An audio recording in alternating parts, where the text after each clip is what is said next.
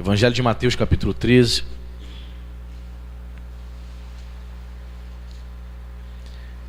Versículo 43. Você achou?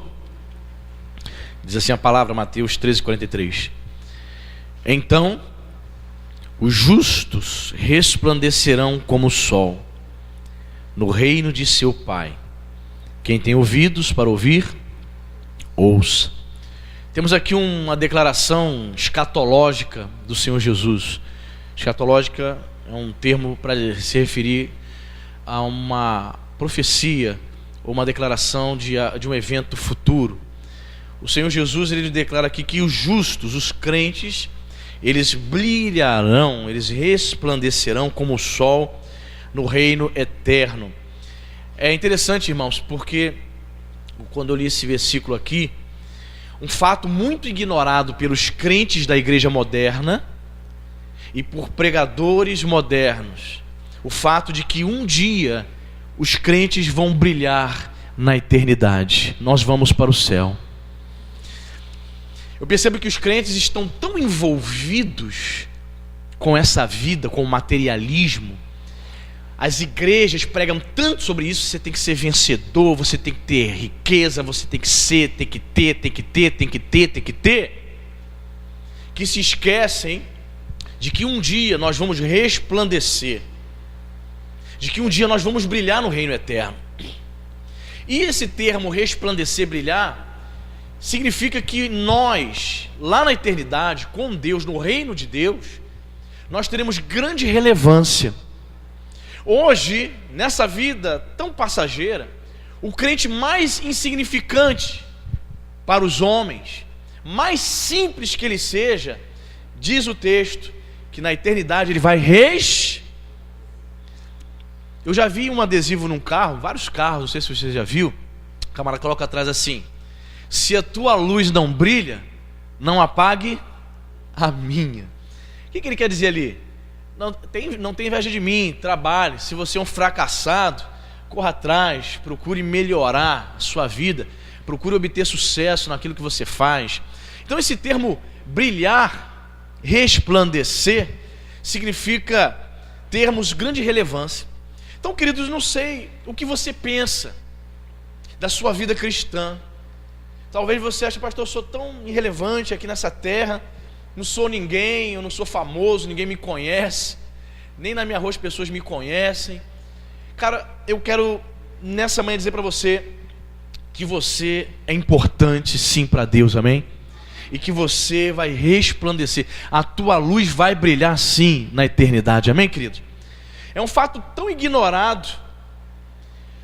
Muitas pessoas, quando se fala de vida eterna, de um dia morar no céu, elas vão destacar a questão da eternidade. É um tempo interminável, um tempo que nunca mais vai se acabar. E nós não conseguimos ter uma noção do que seja isso, porque nós somos seres humanos, somos limitados, presos, condicionados ao tempo, ao espaço, à física. Então nós não conseguimos ter uma ideia dessa questão de viver eternamente. O que seria viver eternamente? Mas talvez não tenhamos essa noção do que seja viver eternamente. Mas algo que a Bíblia vai nos revelar, vai nos dizer que, como justos que somos, na eternidade, no reino do Pai, nós teremos um tipo de vida diferente que temos hoje. Nós cantamos aqui: Cristo é a nossa vida, o motivo do louvor. Ele morreu a nossa morte para viver a nossa vida. Ou seja, a morte de Cristo nos concedeu um tipo de vida diferenciada, que é a vida de Deus. Não se fala muito sobre isso. Eu sei que também não é um papo, uma conversa que você está todo dia de manhã tomando um cafezinho comentando isso. Mas eu quero aqui despertar e fazer lembrar você de que um dia nós estaremos no reino de Deus. E por mais simples que esse crente seja, ele vai resplandecer lá no reino eterno do Pai. Ele será relevante. Será relevante e viverá um tipo de vida que nós desconhecemos aqui. É a vida eterna, é a vida de Deus. É interessante que o Novo Testamento grego se utiliza de uma palavra diferente para designar vida de Deus, vida eterna. Você sabe que no grego, quando a palavra grega quer se referir à vida animal, vida humana, ela vai usar uma palavra muito conhecida nossa, que é a palavra bio. Daí vem o termo biologia, o estudo da vida. Você não estudou biologia? Pastor, eu não fui nessa aula. Você estudou? Sim, sim ou não, irmão? Por um momento, pensei que você tinha fugido dessa aula. Então, a professora, antigamente, no ensino fundamental, chamava professora de ciências, né? Aí ela dizia, vamos estudar biologia. O que é biologia? É o estudo da vida. Só que o Novo Testamento, principalmente o Evangelho de João, quando vai falar sobre vida eterna, vida de Deus, esse tipo de vida que nós teremos lá na eternidade, ele não se utiliza desse termo, vida eterna, bio. Não, ele vai usar uma palavra grega chamada de zoe. Zoe, vida eterna, vida de Deus. É um tipo de vida que nós, seres humanos, ainda não experimentamos, mas que o nosso Deus está preparando para mim e para você. Amém, querido? Ontem, não sei se você soube do pastor que foi confundindo lá na favela do Jacaré, numa troca de tiros, e ele tomou um tiro no peito e morreu saindo da igreja. Ele estava no culto pela manhã na igreja dele. Você ficou sabendo? Pois bem, ontem sem querer eu entrei assim no link e eu vi a foto dele. Ele estava com uma calça até que eu uso muito, um cinza chumbo. E ele foi confundido pelos bandidos como a farda da polícia. Tomou um tirambaço de fuzil no peito, caiu ali morto na frente da igreja. Aí colocaram um poema bonito assim. O pastor não sabia que seria da Assembleia de Deus, ele, né? A última parte do Senhor, a última culto de consagração, né, que chamam de consagração de oração. Seria a última vez que ele estaria ali com os irmãos. Aí as pessoas comentando embaixo, não, ele não morreu, ele passou dessa vida para viver eternamente com Deus. O tempo dele, Deus achou por bem o tirá-lo, levá-lo. A gente se choca, né? Uma morte violenta, uma morte estúpida, mas eu entendo que ele ali, pregando a palavra, dentro de uma comunidade tão perigosa, ele vai resplandecer no reino de Deus, amém, irmão? Um pastor desconhecido, não é um pastor que está na televisão, não era um pastor que talvez tivesse boas condições financeiras, talvez a conta da igreja, se é que tinha alguma conta aberta na igreja, estivesse no vermelho, mas ele estava ali, buscando a face do Senhor, e essa palavra de Jesus vai se cumprir na vida dele, amém, irmão? Todo mundo falou, o pastor era servo de Deus. Eu ouvi os depoimentos de vários pastores, homem de Deus, simples, mas que partiu, mas essa palavra fica, amém? Os justos resplandecerão no reino eterno, no reino de Deus. Quem quer resplandecer na eternidade, amém? Eu creio nisso também, amém, irmão? Segundo texto, Mateus 23.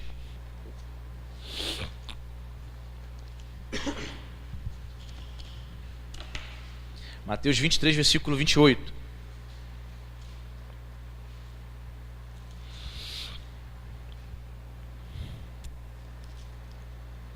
A censura de Jesus aos fariseus. Jesus vai dizer assim: assim também vós, Jesus falando para os fariseus, assim também vós exteriormente pareceis justos. Repita comigo: pareceis justos. Pareceis justos aos homens, mas por dentro estáis cheios de hipocrisia e de iniquidade. Querido, devemos fugir da aparência de justos, amém? É interessante que algumas pessoas valorizam muito a aparência física, né? Eu duvido que algum de nós aqui sai de casa sem olhar para o espelho, não é verdade? Pode até acontecer, você muito apressada, e você ir para o trabalho, sair de manhã e ir lá para o centro de Araruama com o cabelo para cima. Pode acontecer, pode, mas é algo muito raro. Normalmente você vai se olhar no espelho, vai ver se está tudo ok, posso sair, vai se vestir, vai passar o batom, a maquiagem. Os homens vão pentear o cabelo, eu penteo o meu todo dia, certinho. Aí as crianças dizem: cadê o cabelo, pai? Está aqui, pô. Está começando a falhar para essas roda-moinha aqui em cima, mas está aqui ainda. Nós nos preocupamos, valorizamos muito a aparência física. Outras pessoas valorizam a aparência piedosa. Veja o que Jesus diz: assim também vós exteriormente pareceis justos. Existem crentes que estão não preocupados com a aparência física. Não estão. Se tiver que vir bem vestido, ele vem. Se tiver que vir com uma rasteirinha, ele vem. De bermuda, de chinelo, tá tranquilo, né? Tranquilo para ele. Mas ele se preocupa com uma coisa: as pessoas têm que achar que eu sou uma pessoa justa. Aí ele se torna um hipócrita, como Jesus criticou aqui, né? Ele vira um ator. Ele se transforma num grande intérprete. E ele começa a viver uma vida dupla. Ele começa a viver uma grande interpretação dentro da igreja. Porque ele quer passar a ideia para os irmãos de que ele é justo. E que eu sempre prego aqui há 6 anos. Continuarei pregando, porque é a verdade de Deus. Não adianta, irmãos. Nós podemos atuar como ótimos atores durante um tempo, 2 tempos, 3 tempos, parecendo justos para os irmãos, para o pastor. Mas vai chegar a hora que a máscara vai... Preguei isso várias vezes. E um dia eu fui fazer uma visita a uma pessoa e ela, chorando, falou: pastor, é verdade. O que o senhor falava é verdade. O senhor sempre pregou que um dia a máscara ia cair. Caiu na minha vida. Falou isso para mim, chorando. Ela reconheceu. Então na hora que a pessoa está ouvindo, ela despreza. Na hora que está ouvindo, ela acha que é para o outro, né? Isso aqui é para o meu irmão do lado. Não, isso aqui é para o meu marido. Isso aqui é para minha esposa. Ela nunca olha e fala assim: isso aqui é para mim. Sou eu que estou ouvindo. Isso é para mim. Raramente a pessoa, é para mim. Ela sempre pensa: não, é meu marido, isso aqui, essa palavra é para ele. Isso aqui é para ela. Eu deveria ter vindo hoje. Os crentes ainda, muito imaturos, ficam ainda com esse pensamento. Deveria ter sido para ele. Homens saem às vezes domingo à noite aqui com hematomas nas costelas. Sabe por quê? Porque eu estou para estar pregando a esposa. Te falei. O cara fica todo dolorido. Dá pena. O cara sai torto, troncho. Deixa Deus fazer a obra, amém, querido? Faz a obra do Espírito Santo, não serão cotoveladas nas costelas do cara. Interessante que é um lado só, né? Se fosse os dois para equilibrar, mas não, um lado só. Aparência de justiça, irmãos. A inclinação para nos tornarmos grandes atores dentro da igreja é muito grande, querido. Jesus está falando para homens que conheciam a Bíblia de capa a capa, sabiam de cor os textos bíblicos. Então vocês estão valorizando a aparência, a aparência de justiça, de piedosos. Esses homens, eles não valorizavam a aparência externa, de roupa, não, eles estavam nem aí. Eles estavam tentando passar para as pessoas de que eram santos, de que eram piedosos, que eram justos diante de Deus. Querido, como é que a gente faz para a gente fugir dessa cilada, irmão? Eu penso que para nós fugirmos dessa armadilha aqui de viver uma vida hipócrita, tentando passar para as pessoas a aparência de justo, sem sermos, deve ser sempre termos um coração humilde, amém, irmão? Um coração, sabe, sempre rendido aos pés de Cristo.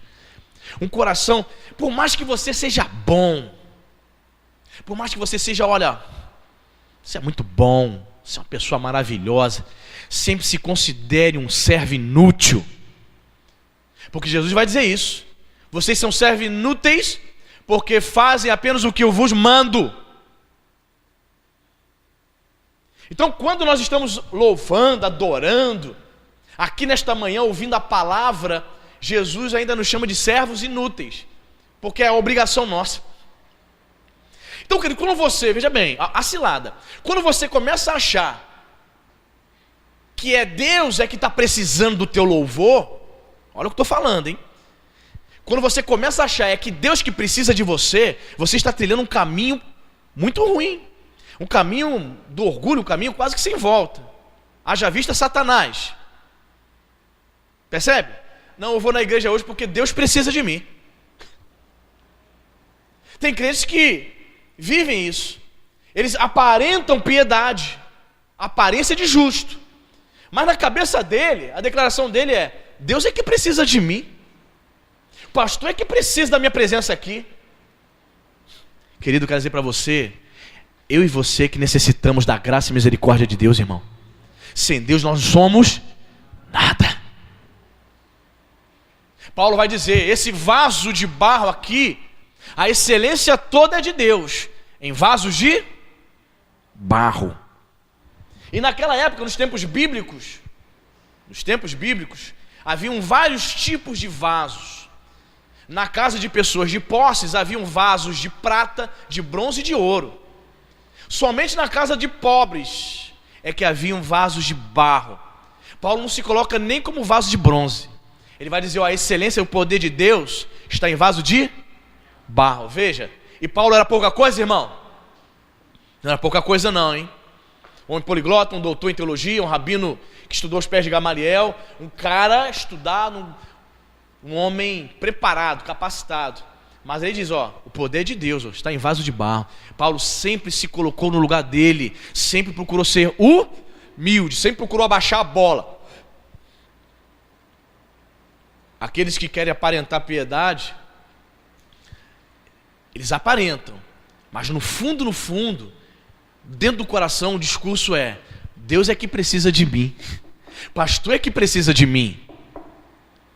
Eu vejo hoje em dia, irmãos, eu vou pregar aí pelas igrejas de Nova Vida aí,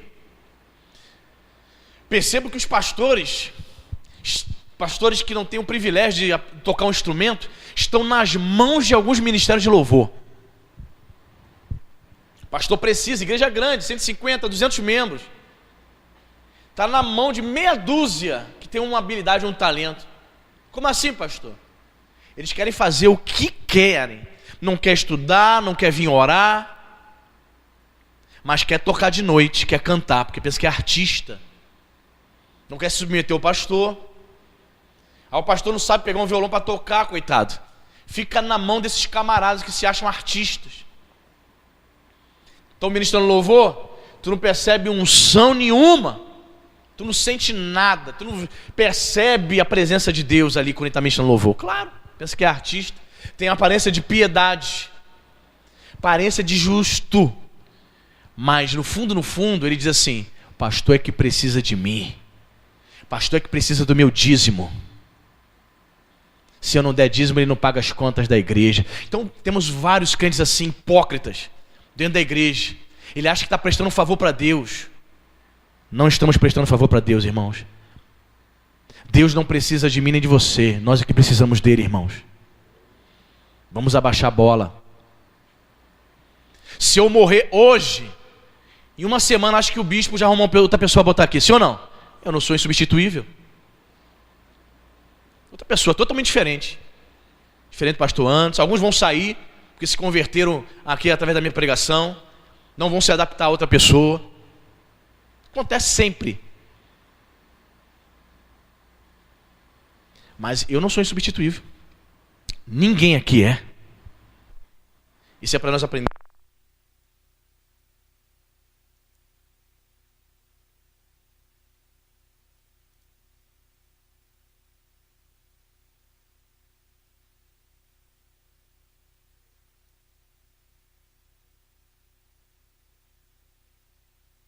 Interessante que os fariseus, eles tinham uns costumes, irmãos, interessantíssimos. Eles usavam uma caixinha chamada filactério. Você já leu Jesus falando sobre isso? O que é isso, pastor? Filactério. Filactério é uma caixinha onde eles colocavam fragmentos dos textos bíblicos do Antigo Testamento. Textos famosos como os Deuteronômio capítulo 6, ouve, ó Israel. E eles costumavam colocar pendurado na testa, no peitoral, e eles valorizavam muito essas coisas. Os sacerdotes valorizavam a aparência externa. E conta os estudiosos que quanto maior fosse essa caixinha na testa dele, mais piedoso, mais justo ele aparentava ser. Irmão, isso não se repete hoje? Quantos são os crentes que, pelo fato de usar num calor de 40 graus do Rio de Janeiro, sensação de 50, ele bota um terno, bota uma roupa toda fechada, e ele acha que é mais justo e mais santo do que você, porque você de bermuda. Ele olha para você, você já viu isso? Eu não sei se você já teve essa experiência de frequentar a igreja, tá todo mundo lá, paz do Senhor, e você tá de saiote. Aí a mesma irmã que deu paz do Senhor na igreja, te encontrar na rua de calça, o que ela faz? Quem já teve essa experiência? Cíntia já teve. Se vê você de saia, tu é o capeta, tu é o demônio. Batom então. Sabe por quê? Eles valorizam a aparência de justo. Então a pessoa justa, no estereótipo, no imaginário popular do religioso, do hipócrita, santo, é o sujeito que coloca uma blusa até aqui fechada, um terno e gravata, e começa a transpirar como um louco no calor do Rio de Janeiro. Querido, a aparência para Deus isso não quer dizer nada. Foi assim que Deus falou para Samuel: Samuel, você, os homens olham a aparência, Samuel. Você lembra, né? Olha, é o texto clássico para se pregar sobre isso, né? Samuel olhando para os irmãos de Davi, os caras fortões. É aquele lá? Não. Falta ainda o último, né? Que era Davi, mais jovenzinho, para ser ungido como rei. Então, querido, não tem essa estereótipo na sua mente. Pastor, estou me consagrando. Não vem com uma conversa dessa para cima de mim não, irmão. Irmã, vai tomar uma. Pastor, estou me consagrando. Desde semana passada não uso mais batom, não boto mais nada. Estou agora com a cara limpa, sou santa. Quem disse que o fato de você não usar ou usar maquiagem vai deixar você menos santo? Então são estereótipos criados pelo religioso. Então sabe o que acontece? Quando você coloca algo na sua cabeça desse tipo, quando você vem para a igreja, você vai olhar as irmãs que estão usando batom, vai olhar o quê?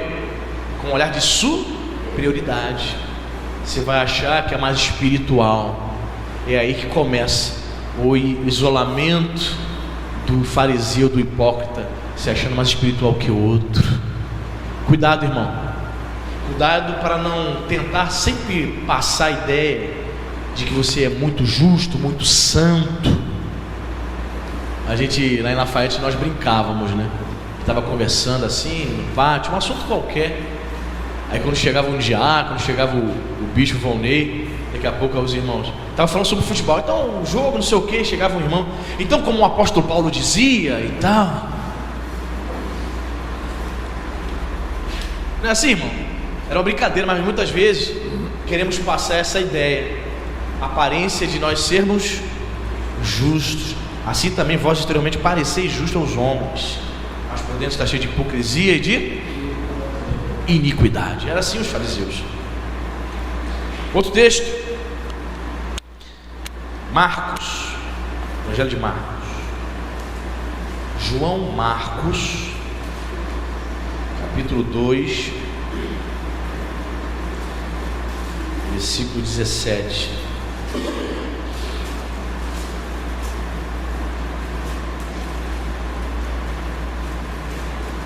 Evangelho de Marcos 2,17. Tendo Jesus ouvido isto, respondeu-lhes: os sãos não precisam de médico, e sim os doentes. Não vim chamar justos, e sim pecadores. Parece ser uma palavra contraditória do mestre, né? Eu não vim chamar os justos, e sim pecadores. Ué, por que não veio chamar o justo? Aqui na verdade Jesus está se referindo, irmãos, a uma pessoa que é pecadora, mas ela acha que é justa. Então ela se recusa a reconhecer Jesus como seu Salvador e se recusa a arrepender-se dos seus pecados. Foi até comentado sobre isso, né? Foi até o Silvio que comentou isso aqui no culto de homens. Os homens compartilharam aqui uma palavra aqui, cada um deles, e foi dito isso, que uma das piores desculpas, não é? Para uma pessoa não crer em Jesus, não seguir a Jesus, é de que ela se acha justa. Olha, eu sou uma pessoa boa, eu não mato, não roubo, não fumo, sou um pai de família, respeito minha família, os meus filhos, bom trabalhador, pago minhas contas. Por que eu deveria ir para a igreja? Então ele tem na concepção dele o quê? Uma ideia de que eu sou justo, eu salvo a mim mesmo, não preciso ir para a igreja para ouvir palavra, para congregar, não preciso. Ela está dizendo que é justa. Então esse tipo de pessoa orgulhosa, o que Jesus fala? Não vim chamar justos. Por quê? Jesus está falando com ela, mas ela rejeita. Então veja bem, quando Jesus diz não vim chamar justo, ele está dizendo tais pessoas, elas recusam o chamado do Senhor. Então essas pessoas que se declaram justas, que dizem não preciso do Senhor, ele diz, ok, você tem o livre-arbítrio, você faz o que você quiser da sua vida. Portanto ele vai fazer essa declaração: eu não vim chamar justos, eu vim chamar pecadores. E na sentença anterior do versículo, ele diz, os sãos não precisam de médico. Jesus está usando aqui um linguajar até mesmo irônico. É como se Jesus estivesse ali pregando o evangelho e os fariseus estavam dizendo: não, nós não precisamos de um Messias, você não é o Messias, nós não vamos segui-lo, você não é enviado do Pai. Então Jesus está dizendo: vocês se acham o quê? Sãos, vocês estão saudáveis, vocês não precisam de médico. Mas Jesus usava ali um linguajar irônico. Jesus estava sendo ali atacando eles, falando da dureza do coração deles. Os sãos não precisam de médicos, não vim chamar justos. Por quê? Porque quando uma pessoa fecha o coração para a ação do Espírito Santo, querido, só há misericórdia. Eu estava conversando com uma irmã aqui da igreja, e ela falou para mim assim: pastor, eu sentei com meu marido, ele vem de vez em quando na igreja, sentei com ele, e eu falei assim: você tem que tomar uma posição, meu filho, você tem que começar a congregar, estar na casa de Deus. Aí eu falei: o que ele falou para você, meu irmão? Aí ele falou assim: não precisa ir para a igreja, sou uma pessoa boa. Ele usou essa desculpa: sou uma pessoa boa. Eu falei: e aí, o que você falou? Aí eu disse para ele assim: pastor, olha meu filho, presta atenção. Achei interessante a colocação dela. Presta atenção, você não pode ignorar 2000 anos de história. Ela recorreu à história do cristianismo. Eu falei: gostei. Mas você não pode ignorar 2000 anos de história, meu filho. Então 2000 anos, milhões e milhões de pessoas enganadas, só você está certo. Milhões e milhões de pessoas durante 2000 anos de história congregaram e serviram a Deus no culto, no templo. Só você que está em casa. Aí ele ficou pensando assim. Ele é um cara muito inteligente. Ela disse que ele ficou assim meditando. Quando foi no culto dos homens, ele estava aqui. Ele veio. Percebe, irmão? Ele ficou refletindo. Porque nós somos seres racionais, pensamos, né? Ele começou a pensar: tem razão. Então ele começou a vir, está vindo, né? Estava aqui no culto dos homens, e Deus está trabalhando, amém, queridos? Eu creio, a palavra de Deus está falando no coração dele. Então, irmão, quando uma pessoa ela não reconhece Jesus, ela se declara justa, ela não vai dizer isso para você, com todas as letras: eu sou justo, eu não quero ir para a igreja, eu não quero Jesus porque eu sou bom. Ela não vai falar assim. A desculpa dela, né, está nas entrelinhas. Ela vai dizer: não, eu tenho minha fé em casa mesmo, tá bom. O importante é que eu acredito em Deus, não preciso ir lá na igreja para ouvir palavra. Ou seja, ela está dizendo: eu não preciso de médico, eu sou são. Jesus vai dizer que tais pessoas, elas simplesmente estão endurecidas para o Senhor, estão rejeitando o Mestre. Então eu quis citar esse texto aí para você perceber que Jesus usou essa terminologia de justo, aplicando de uma forma bem irônica, né? Vamos repetir? Tendo Jesus ouvido isso, respondeu-lhes: os sãos não precisam de médicos, sim os doentes. Eu não vim chamar justos, sim pecadores. Aquele que reconhece que é pecador. Você é pecador, meu irmão? Amém. Eu também. Paulo dizia, né? Eu sou o pior dos pecadores. Mas em Romanos 5,20 ele vai dizer: onde abundou o pecado, superabundou a graça de Deus. Então somos pecadores. É por isso que nós estamos aqui. Uma cena que chama muita atenção no filme Titanic. Você viu, você chorou quando o Jack estava morrendo de frio. Rose. Rapaz, emocionante. Mas antes daquela morte do Jack, uma cena que me chama a atenção é que isso aconteceu mesmo. O que a orquestra começa a tocar? Mais perto. Rapaz, todo mundo desesperado, morrendo, caindo, morrendo afogado. Meu Deus de ti. E tinha um padre citando os salmos, né? Ainda que eu ande no vale pela sombra da morte, todo mundo segurando a batina do padre, o Titanic já virando. O desespero. Sabe por quê? Porque nós somos pecadores, amém, irmãos? Nós necessitamos desesperadamente de um Salvador. Foi por isso que ele veio. Billy Graham disse o seguinte, o maior evangelista do século XX, Billy Graham, ele disse que o maior evento da história Não foi o homem colocar os pés na lua, mas foi o Deus homem descer e colocar os pés na terra. Foi isso que o astronauta vai dizer: um pequeno passo para o homem, mas um grande passo para a humanidade. Não foi o homem colocar os pés na lua o grande evento.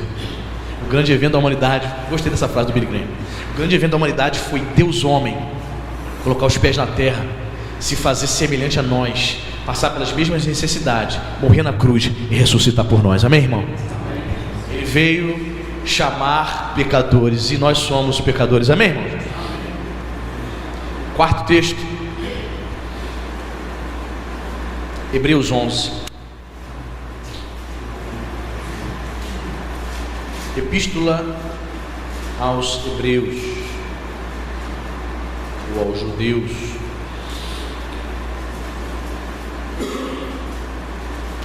Hebreus 11, versículo 4.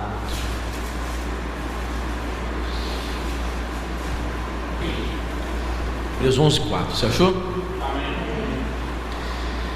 Pela fé, Abel ofereceu a Deus mais excelente sacrifício do que Caim, pelo qual obteve testemunho de ser justo, tendo a aprovação de Deus quanto às suas ofertas. E aí? Isso é interessante isso, irmãos. Pela fé, Abel ofereceu a Deus mais excelente sacrifício do que Caim, pelo qual obteve testemunho de ser justo, por causa da sua fé, que foi evidenciada na obediência, né? Nessa obediência à exigência do sacrifício feito por Deus. Abel foi considerado justo, ele recebeu um testemunho de Deus, de ser uma pessoa justa. É interessante isso, e eu fiquei meditando sobre isso. Ele recebeu a aprovação de Deus, por causa dessa obediência irrestrita, de ter oferecido uma oferta excelente, em relação ao seu irmão Caim. Ele recebeu um testemunho do próprio Deus. O próprio Deus o considera justo. E eu fiquei a pensar, se eu for considerado, se eu recebo um testemunho do próprio Deus de que sou justo, ser considerado justo pelas pessoas será uma consequência natural. Eu percebo algumas mulheres cristãs amam ao Senhor, bom coração, mas sem sabedoria nenhuma para ganhar o seu marido para Cristo. Sem sabedoria nenhuma. O cara lá está entornando o pote, sabe? Não quer vir para a igreja, sem equilíbrio, sem entendimento. Talvez lhe falte isso, sabedoria. E é algo que ela vai ter que aprender com Deus, porque o pastor não pode ficar lá ensinando ela na casa dela, com o marido dela. Minha filha faz assim, age assim. Quando a gente estiver bebendo, age assim. Quando a gente estiver cansado, age assado. É a própria pessoa que vai ter que aprender. É a própria pessoa. Se eu for declarado justo por Deus, se eu tiver um testemunho diante de Deus que sou justo, as pessoas que me cercam também vão testificar isso, também vão encontrar equilíbrio em mim. Quando eu fizer um convite para que ela venha à casa de Deus, a pessoa não vai olhar para mim torto, tipo, quem é você para me chamar para ir para a igreja? Percebe? Veja em você uma pessoa esquizofrênica, desequilibrada, histérica, sua TPM dura 30 dias, qual é o teu problema? O que tu está aprendendo lá na igreja? O pastor leva a culpa, coitado, não sabe de nada. O que o pastor está te ensinando? Sabe por quê? Tem até bom coração, mas o amor olha, presta atenção no que eu vou dizer. O amor a Deus sem equilíbrio leva ao fanatismo. Um grande amor ao Senhor sem equilíbrio, sem sabedoria, entendimento, leva ao fanatismo, ao desequilíbrio, principalmente no lar, onde o marido bebe, onde o marido não serve a Deus, onde seus filhos não servem a Deus, e você é a única coluna da sua casa. Procure isso, irmão. Buscar a excelência, o testemunho, a aprovação de Deus. Mas isso só vai acontecer através da obediência. Abel, ele não recebeu esse testemunho de Deus em vão. Não foi à toa, querido. Não foi de qualquer maneira. Ele demonstrou uma obediência irrestrita. Havia uma exigência aqui. Havia uma exigência. E ele cumpriu. As pessoas consideram,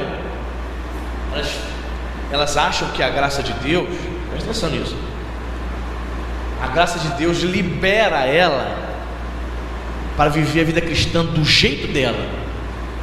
Veja bem, graça de Deus é o favor imerecido de Deus sobre nós, mas essa mesma graça não te libera para viver uma vida libertina, uma vida cristã desequilibrada, uma vida cristã onde você aponta para extremos. Existem crentes dentro da igreja, ou é super ultra radical, só ele é o correto, só ele é certo, todo mundo é o demônio. Existe outra ala ultra liberal, que para ele não tem nada a ver, tudo tem nada a ver. Aí você vê um cristão desequilibrado. Só Deus sabe como é a vida dele lá no trabalho.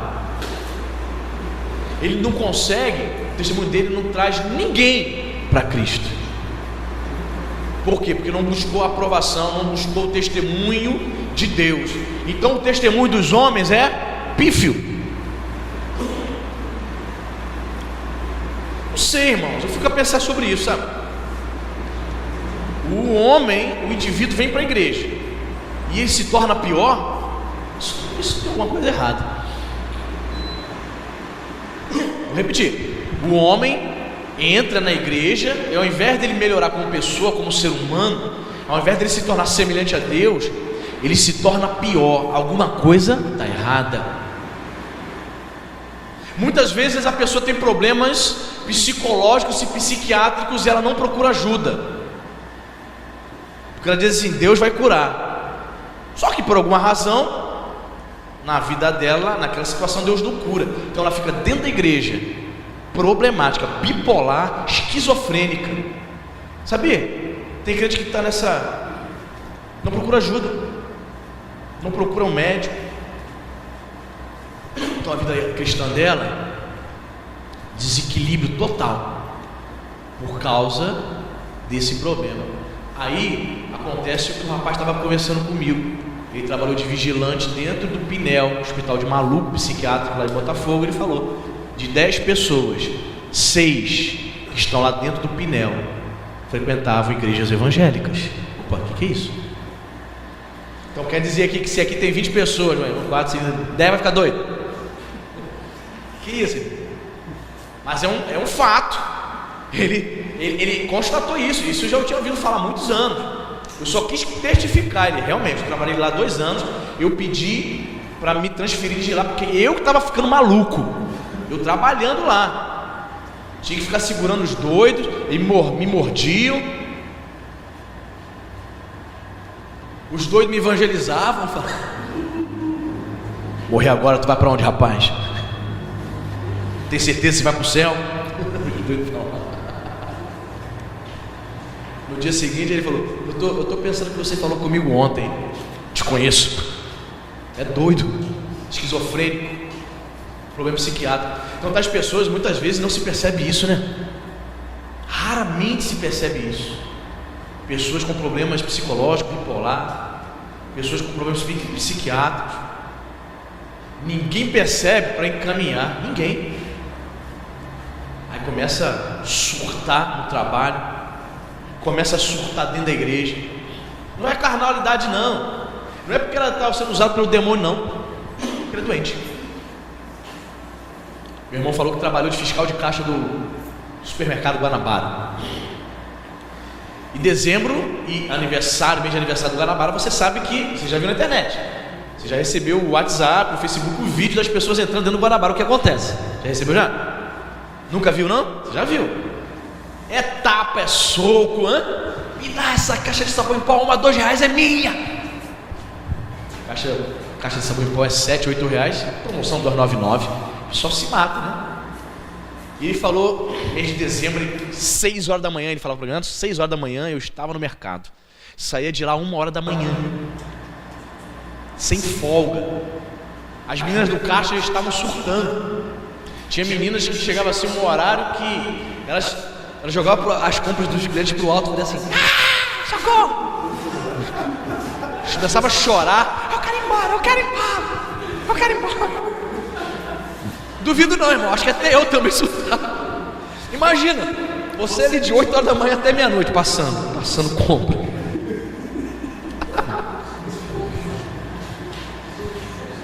Foi que o pessoal não aguentava.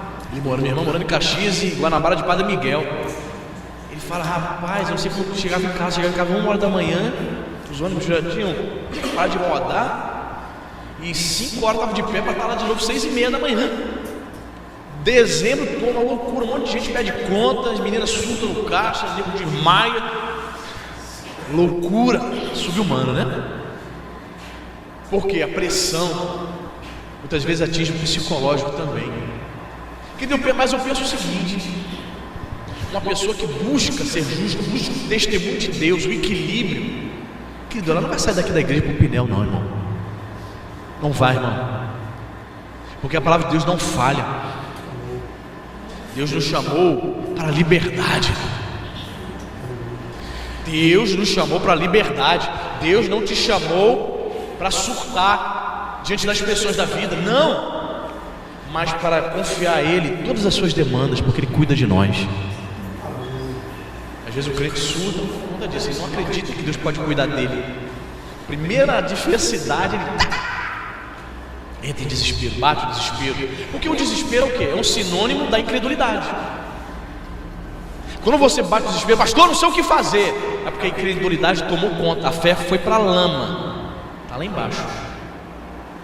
Porque a fé é a certeza de coisas que se espera. Você está esperando algo de Deus, então você acredita, confia, não bate desespero. O desespero é sinônimo da incredulidade. Mas quando nós alcançamos o testemunho de sermos justos da parte de Deus, irmão, Abel, ele não alcançou o testemunho de ser justo da parte do irmão dele. O que o irmão dele fez com ele? Matou. Mas o testemunho de ser justo, no caso aqui de Abel, ele alcançou da parte de Deus. Sabe qual foi o prêmio dele? A morte. Então o que eu aprendo aqui, irmão? Alcançar o testemunho de ser justo diante de Deus não significa que depois disso nós estaremos caminhando num mar de rosas. Pelo contrário, pode vir muito mais dificuldade. Ele recebeu o testemunho de ser justo e terminou sendo assassinado pelo próprio irmão. Você está entendendo, meu irmão? Quinto texto, 1 Pedro 3.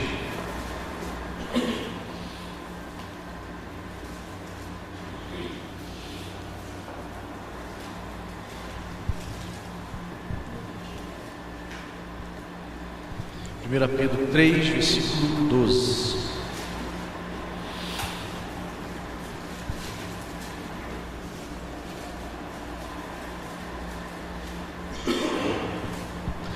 Diz assim a palavra: porque os olhos do Senhor repousam sobre os justos, e os seus ouvidos estão abertos às suas súplicas, mas o rosto do Senhor está contra aqueles que praticam males. A Bíblia Viva traduz esse versículo assim: o Senhor está observando seus filhos e atentos às suas orações. Ou seja, somos filhos de Deus, somos justos. Temos aqui uma promessa de que os olhos do Senhor, ou seja, a misericórdia de Deus está sobre nossa vida. Aqui se evidencia, irmãos, uma doutrina chamada teísmo. Coloca no seu caderninho, teísmo. O que o teísmo ensina? O teísmo ensina que Deus se relaciona com os homens. Como a Bíblia Viva diz, Ele nos observa constantemente. O teísmo ensina que Deus criou o homem e deseja se relacionar com ele sempre. Imagina um Deus sempre de braços abertos, desejoso de se relacionar com você. Se o teu relacionamento com Deus é rompido, não é culpa de Deus, é culpa nossa. Eu agi de alguma maneira que interrompeu esse relacionamento. É como uma história de dois amigos. Às vezes você tem uma amizade lá no Rio, mas é só você que liga, cara. É só você que manda zap, é só você que manda um alô. Passa mês, a pessoa nunca te faz uma. Como é que você tá? Tem um amigo que eu falo pra ele: irmão, gasta um dinheirinho comigo, fazer um DDD ligando pra mim, gasta. Só eu que tenho que fazer um DDD? Liga, gasta comigo uma pratinha, R$10. Porque tem que ser recíproco. A amizade precisa ser recíproca. 2, 6 meses depois, só você que liga, não há amizade aí. Alguém rompeu a amizade. Quem é que rompeu a amizade? Aquele que não liga. Assim também em relação a Deus, irmão. O teísmo ensina isso, que Deus está disponível para relacionar-se com os homens. Mas se você não se relaciona, você despreza culto, se você despreza a oração, se você despreza a leitura, o exame das escrituras, quem está rompendo aí? Quem não está ligando para quem? Nós. Deus está ali de braço aberto, só esperando. Amanhece o dia, a pessoa nem faz uma oração para Deus, nem dedica aquele dia para Deus. Ela vai trabalhar, ela vai levar os filhos na escola, levanta e nem lembra que Deus existe.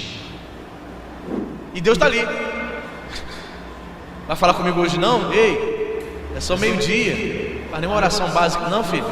Filho. Aí a pessoa passa em frente à igreja. E rapaz, fala com Deus hoje, né? Passou em frente à igreja, ligou, fez um link, associou. Tem que orar, né? E tem que ir na igreja. E tem gente que fica tão dispersa, que vai esquecendo de fazer essas coisas. As coisas mais simples da vida cristã, que é orar, de que ligar para Ele. Certa vez eu vi um filme que o camarada falou assim: eu vou te dar o telefone de Deus. Cara, telefone de Deus? Que é o número do telefone dele? Cara, não sei qual é. Diz para mim o número do telefone de Deus. Ele, Jeremias 33:33. O que diz? Clama a mim e responder-te-ei, e anunciar-te-ei coisas grandes e ocultas que não sabe. Caralho, legal o telefone de Deus, Jeremias 33:3. 3 números apenas, não precisa de 9 não. Apenas 3 números, Jeremias 33:3. Pratique tudo dali e você se relaciona com esse Deus maravilhoso, amém, irmão?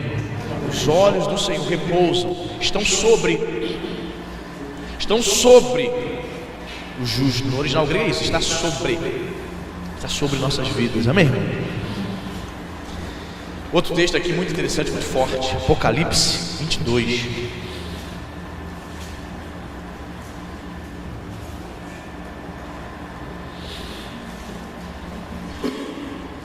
Apocalipse capítulo 22, versículo 11. É um texto assim muito forte, irmão. Porque ele vai usar a linguagem, vai usar o recurso da ironia também.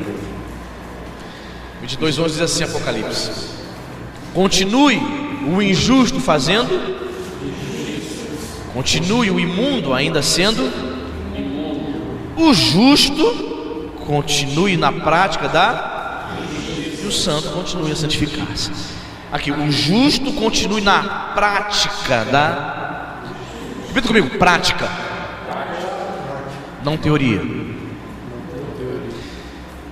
Irmãos, com o passar dos anos, você tem já 2 anos de crente, 3 anos, 4 anos, 5, 10, 15. Com o passar do tempo, dos anos, todos nós seremos tentados a deixar de vivermos uma vida cristã prática, para vivermos uma vida cristã teórica, virtual. Um cristianismo nominal. Você sabe o que é um cristianismo nominal? O IBGE bate na porta da pessoa. Alguém já recebeu aqui a visita do IBGE na sua casa? Já recebeu? Caramba, manda ele em casa, eu gostaria de conhecer. Eu nunca conversei com um agente do IBGE, mas eles existem. Vão na casa de alguns e, não é, de todo brasileiro, e tiram uma estimativa, né? Eles têm uma estimativa. É óbvio que ele não visita toda a casa brasileira. Quando ele bate na casa de alguém, ele vai fazer várias perguntas: qual é a sua renda, né? Quantos componentes tem da sua família. Aí chega na parte de religião: qual é a sua religião? Evangélica. Qual a igreja? Igreja Nova Vida. Cara, ela já não frequenta há meses, há anos, mas ela dá uma declaração, e para todos os efeitos o agente vai anotar lá: religião evangélica. Não sei se vai anotar o nome da igreja. Evangélica. Aí tem lá: 40 milhões de pessoas no Brasil são. Tu acredita nisso? Tu acredita também em Papai Noel? Pois é, são crentes nominais que deixaram a prática da justiça.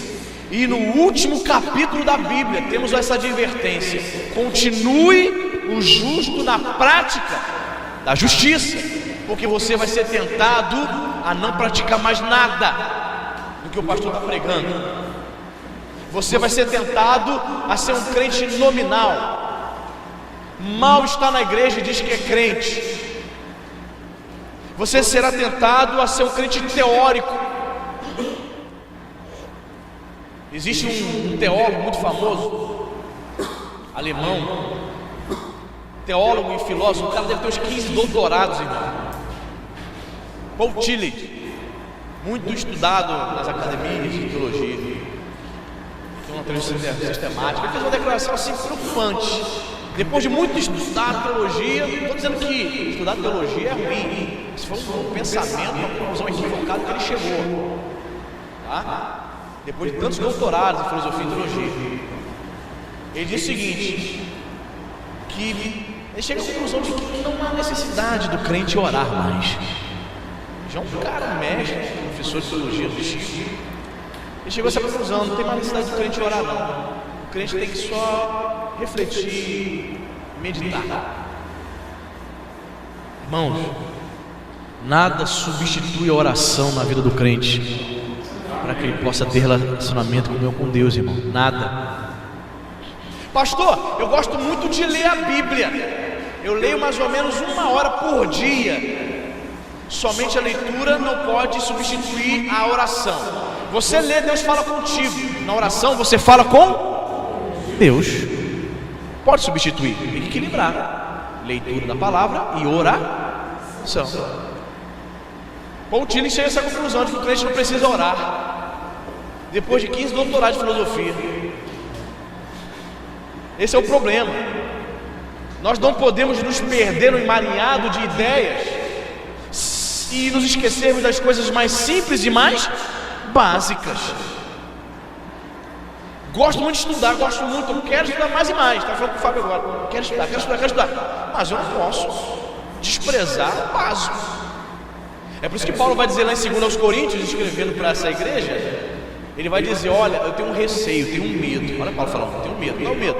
Tenho medo que alguns que estão aí, os falsos mestres, afastem vocês da simplicidade que há em Cristo. Da simplicidade. As coisas de Deus são simples, amém, irmãos? Certa vez eu tive um patrão que falou assim: faz um culto aqui na loja depois que acabar o expediente, prega a palavra aqui e vamos embora.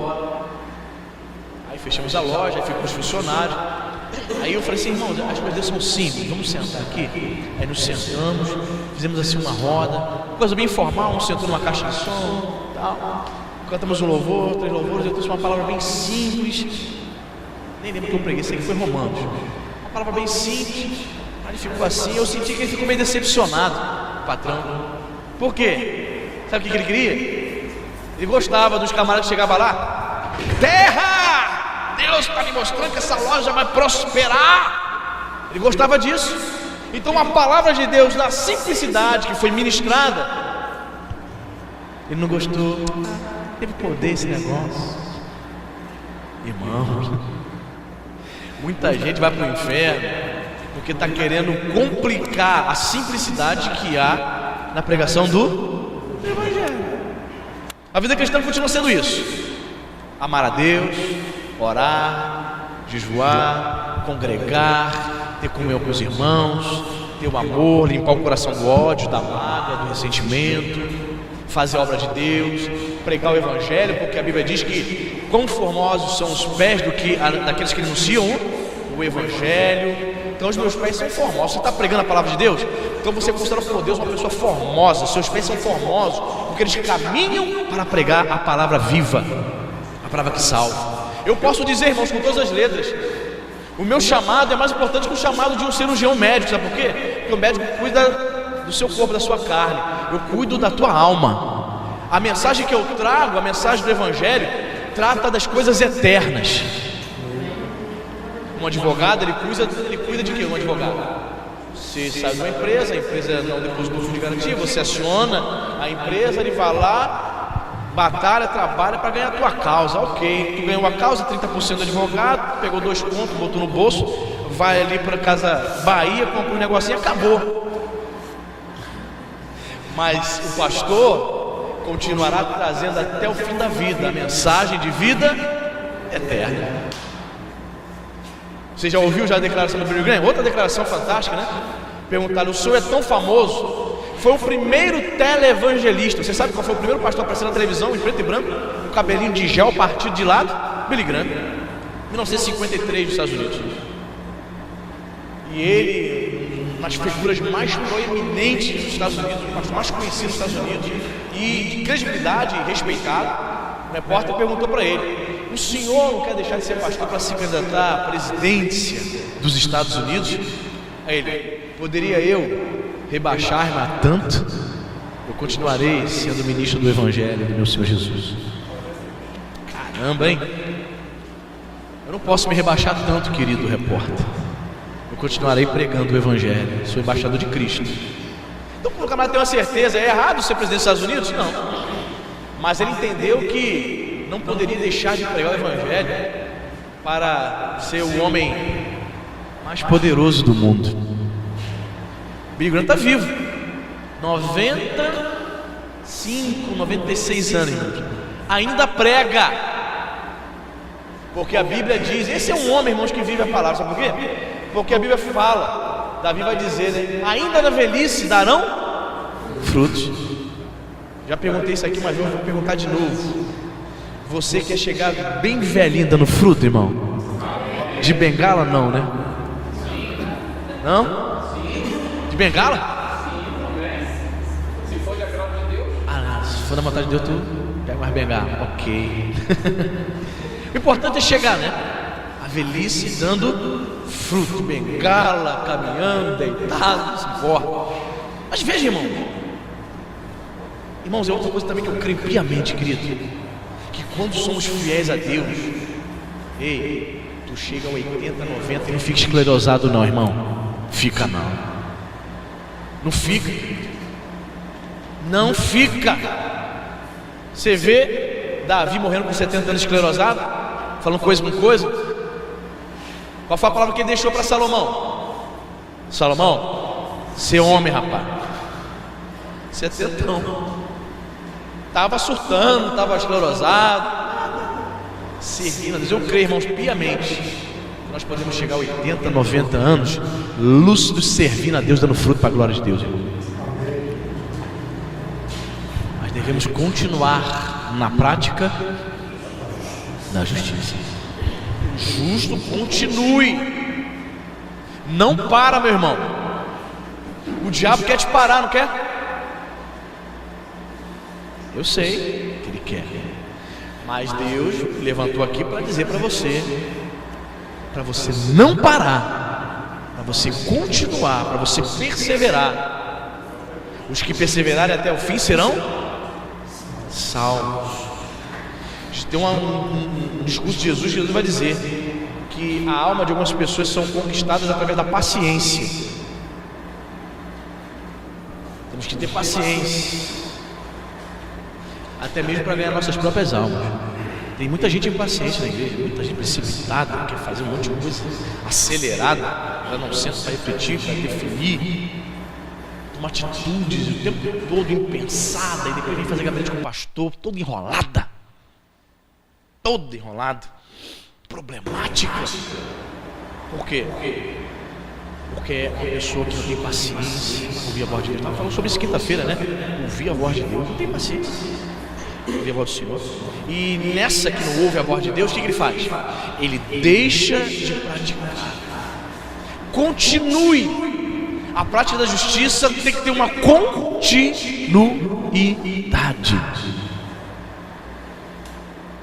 Algumas continuidades são indigestas. Existe um filme chamado Sexta-feira 13, que chegou até a parte 13. Você já viu essa tralha? Pastor, eu nunca vi filme de terror. Chega a ser um filme de terror, né? Um filme de um assassino psicopata, Jason. Você já viu, né?